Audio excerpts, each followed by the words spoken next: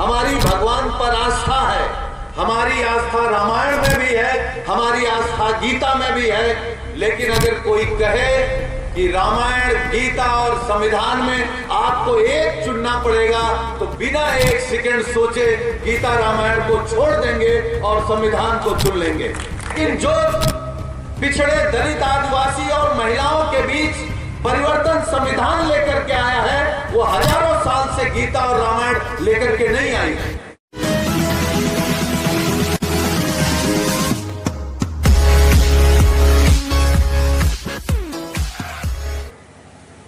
ऐसे कितने समाजवादी योद्धा और समाजवादी पुरोधा हैं जिन्होंने पिछड़े और दलित आदिवासियों की लड़ाई लड़ी है।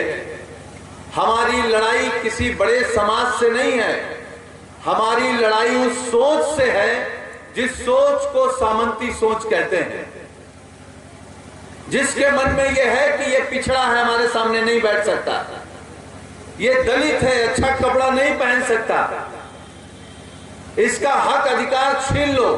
हमारी किसी जाति से लड़ाई नहीं है, हमारी विचारधारा से लड़ाई है, सोच से लड़ाई है, वो किसी भी जाति का हो। ये आपको तय करना है कि आपका अधिकार कौन छीन रहा है। आपको कौन लोग हैं जो अपमानित करते हैं, कौन लोग हैं जो नहीं चाहते कि आपके बच्चे पढ़ें, आपकी बेटियां पढ़ें, आपके बच्चे IAS IPS हो, आपके बच्चे डॉक्टर, इंजीनियर हो। वो कौन लोग हैं जो आपको खुशहाल नहीं देखना चाहते? वो कौन लोग हैं जो आपके तन पर अच्छा कपड़ा नहीं देखना चाहते, आपका अच्छा घर नहीं देखना चाहते? आपके पास अगर अच्छी गाड़ी है तो उनके सीने पर जलन जिनके सीने पर होती है, उनके खिलाफ हैं हम समाजवादी लोग। हम किसी जाति और धर्म के खिलाफ नहीं है। इसलिए हम राष्ट्रीय अध्यक्ष जी का इसलिए धन्यवाद देंगे। इस समाजवादी आंदोलन का जब आप इतिहास पढ़ेंगे तो समाजवादी लोग, नेताजी हमेशा कहा करते थे, हम लोग यूथ के अध्यक्ष थे, नेताजी एक बार हम लोगों को समझा रहे थे कि जहां अन्याय हो, जहां भ्रष्टाचार हो, जहां लगे कि सिस्टम गलत है, वहां हमेशा लड़ाई लड़नी है। नेताजी मुख्यमंत्री थे, हम लोग यूथ के अध्यक्ष थे, और हम सौभाग्यशाली हैं कि जितना प्यार, आशीर्वाद राष्ट्रीय अध्यक्ष जी से मिलता है, उससे कम नेताजी नहीं देते थे, उससे अधिक देते थे। हम लोग नेताजी के मुंह लगे थे। हमने नेताजी से कहा कि अगर अपनी सरकार में गलत अन्याय हो रहा हो, तो नेताजी ने कहा अगर अपनी सरकार में भी गलत अन्याय हो रहा हो तो अपनी सरकार के खिलाफ लड़ो, यही समाजवादी लोग हैं। सवाल सरकार का नहीं है, सवाल अन्याय का है। और डॉक्टर लोहिया ने भी कहा है, जिंदा कौमें 5 साल इंतजार नहीं करती। और उससे बड़ी बात डॉक्टर अंबेडकर ने कही है कि जुल्म करने वाले से ज्यादा गुनहगार वो है जो जुल्म को सहता है, जो जुल्म को बर्दाश्त करता है। तो जो समाजवादी पार्टी का चुनाव चिन्ह साइकिल है, हमारे नेता माननीय अखिलेश यादव जी ने मीडिया के सामने कहा, इस साइकिल के 2 पहिए हैं, एक पहिया डॉक्टर राम मनोहर लोहिया की विचारधारा का है, तो दूसरा पहिया डॉक्टर अंबेडकर की विचारधारा का है। और जिस दिन ये दोनों विचारधारा के लोग एक हो गए, क्योंकि जब आप डॉक्टर लोहिया और डॉक्टर अंबेडकर का इतिहास पढ़ेंगे तो एक ऐसा वक्त था जब दोनों लोग आपस में मिलना चाहते थे।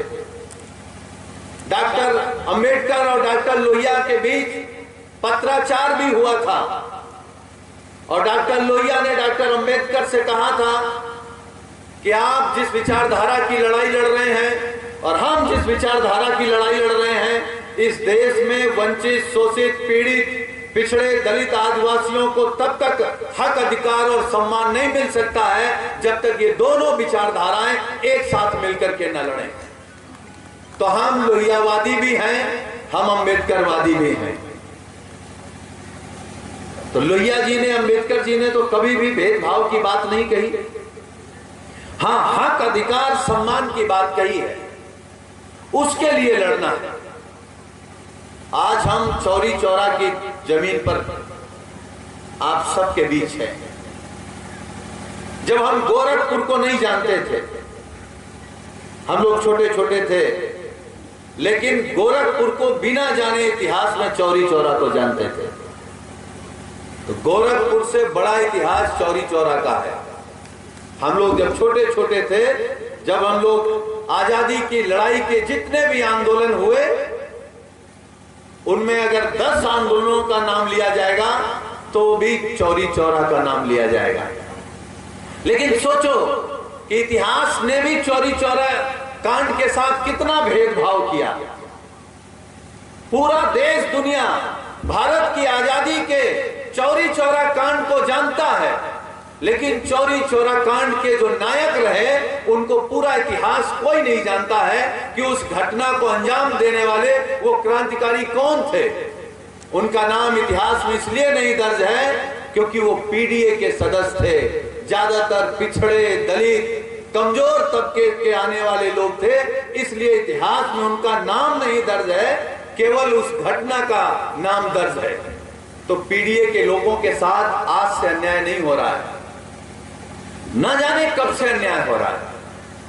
हम तो कहेंगे सदियों से अन्याय हो रहा है, हजारों सालों से अन्याय हो रहा है। तो एक तरफ भी भारतीय जनता पार्टी खड़ी हो जाती है, कहती है कि ये लोग धार्मिक लोग नहीं हैं, ये लोग हिंदू नहीं हैं। हम इस मंच से कह रहे हैं, हम आस्थावादी लोग हैं, हम भगवान पर भरोसा करते हैं, हमारी भगवान पर आस्था है, हमारी आस्था रामायण में भी है, हमारी आस्था गीता में भी है। लेकिन अगर कोई कहे कि रामायण, गीता और संविधान में आपको एक चुनना पड़ेगा, तो बिना एक सेकंड सोचे गीता रामायण को छोड़ देंगे और संविधान को चुन लेंगे, क्योंकि आस्था अलग का विषय है। लेकिन जो पिछड़े, दलित, आदिवासी और महिलाओं के बीच परिवर्तन संविधान लेकर के आया है, वो हजारों साल से गीता और रामायण लेकर के नहीं आई है। गीता रामायण ने पिछड़े और दलितों के बच्चों को नहीं पढ़ाया।